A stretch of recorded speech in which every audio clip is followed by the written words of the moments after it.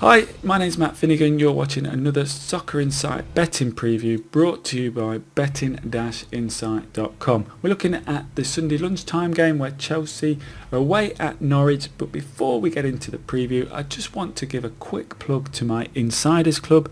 At Soccer Insight, we've made a fantastic start to the season, around a 65% strike rate, 21 winning account bets from the 31 advised in September. That's when the service was launched.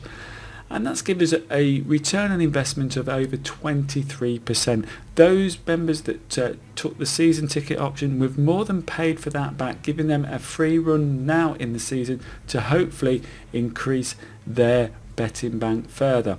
So that's a plug over. If you want to get involved, then head over to betting-insight.com, click on the soccer section, and all details are there. Okay, let's look at the OP index for this match. Chelsea, well, we rate them a 4 to 5 shot 1.8, Norwich slightly above 4 to 1 at 5.2, and the draw slightly under 3 to 1 at 4.0. Looking at the form, neither team are really settling the world alike. Chelsea have had a couple of difficult away trips at Old Trafford and then last week at Spurs. And Norwich, well, you just don't know what you're going to get with Norwich. They could win, they could lose, and it makes it very, very sort of difficult if you want to side with a home side. So let's have a look at the head-to-head over the two seasons since Norwich have been back in the Premier League. Well, Chelsea, they've had the win and a draw out of that, so you would expect quite a bit of market confidence behind the away side. Looking at the early prices on Betfair, now this was taken on Wednesday. You can see not much money in the market, a little bit of a gap there, 163, 165. These of course are subject to change.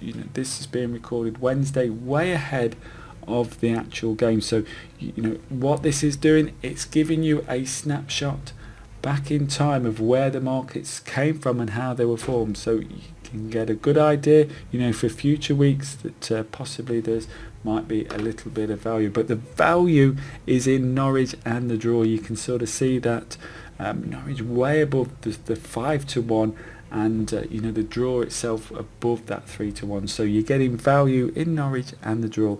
Chelsea, well, they need to squeeze a little bit out of the markets, probably a bit of creativity if you fancy them to win the game. Well, let's have a look at the options if you fancy the team to get a result or win the game. Basically, if you fancy Norwich will get a result, just lay Chelsea on the betting exchanges. You're going to be getting over 6 to 4 at the current prices on Chelsea not winning.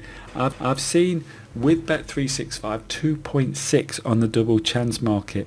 Now that could be of course way gone by the time we get to the weekend, but when I was looking on Wednesday, that's the price seen. But you're going to be needing over that price 2.50 when you lay Chelsea. That's what you should be looking for, Chelsea not to win. So if you look in the double chance market, that's your sort of benchmark that you should be measuring the price. One option that you have, Norwich to score. Look for at least 8 to 11, 1.73. So if you think Norwich are going to do well and get at least a goal in the game, 1.73 you should be looking for, or 10 to 11, 1.91, 16 plus minutes that their first goal of the game comes. Just eliminating a first 15 minutes, you can ramp up that price a little, but that's what you should be looking for. Probably the most market of interest could be the Asian handicap, and you should be looking for at least 5 to 6, 1.83 Norwich plus 1 goal. And for you to lose your money, you need Norwich to lose by 2 goals. If they lose by 1 goal, then basically your stake is returned, a draw or a win, and it's happy days you're collecting from there. Looking on the flip side, Chelsea, well, they're no value. Okay, and this may limit your options if you want to back them to take all 3 points. Similar to the Arsenal situation in the later game, Chelsea are exactly the same in this.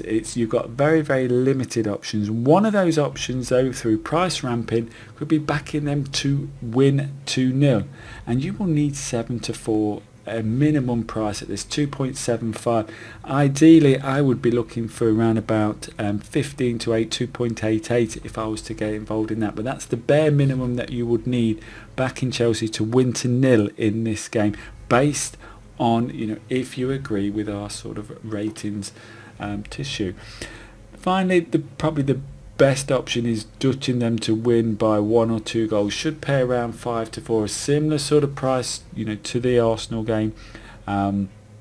Is actually that, you know, 2.25 at the best prices. That's probably your best option. You're going to be very limited, Chelsea, to actually sort of win, because they're way shorter than our 4 to 5 are at, you know, less than 4 to 6 on the tissue. But we'll have a quick look through the winning margins, and you know, basically here Chelsea, you've got that 2.25. It's 5 to 2, 2 to 3 goals, and you know, if you feel that you know, Chelsea are more likely to do that, and you really want to ramp the price up, then, you know, certainly wouldn't put that off. What you're saying there is Chelsea will win by more than 1 goal, but not by 4, and you're getting a decent amount of value there. Or a couple of you might just say, well, I think Chelsea might just come away with a 1-goal victory, and you're going to get a similar sort of price. Chelsea just winning by that solitary goal margin. Norwich, well, basically you're getting value for them to win, so that sort of eliminates the sort of the dutching out of the equation. Why eliminate outcomes when you're already getting value? But if you wanted to ramp that further, I can't see Chelsea losing, if they're going to lose the game, by more than 1 goal, and you're going to get 7 to 1 that Norwich win by a 1-goal margin, so that is possibly an option. Looking through the unders and overs, the prices are pretty much on the overs side on our index prices. 195 is the best price that I've seen. We're 194 on our rating. There's no real margin on the unders, no sort of value there, so it really depends on how strongly you feel that there'll be goals in this game. Bit of value on the over 3.5 goals, 3.6. We're just slightly under 5 to 2 on our sort of tissue price, but again, not a great deal of value around in the unders and overs markets, and that may sort of pay you to sort of look at alternatives, total goals, etc. Other sort of markets rather than the unders and overs. Finally, let's have a look at the in-play stats. Well, basically 0-0 at 25 minutes is a 51.67 chance of a goal before half time, so you could actually just back slightly odds on with this, or lay slightly odds against the 0-0 at half time I'm talking there, or back in over 0.5 goals, slightly odds on. That's going to be you sort of line in the sand, your bare minimum. If you are backing at odds against, then you're certainly getting value against the actual percentage chance of a goal happening.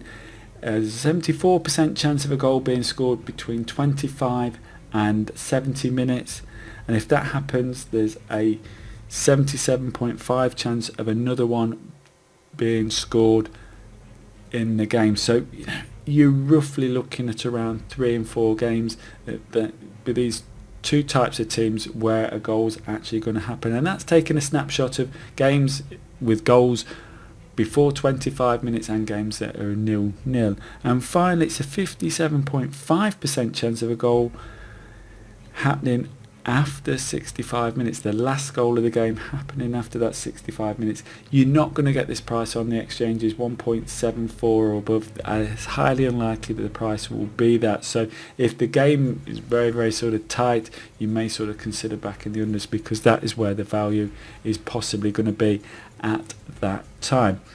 That's it from me.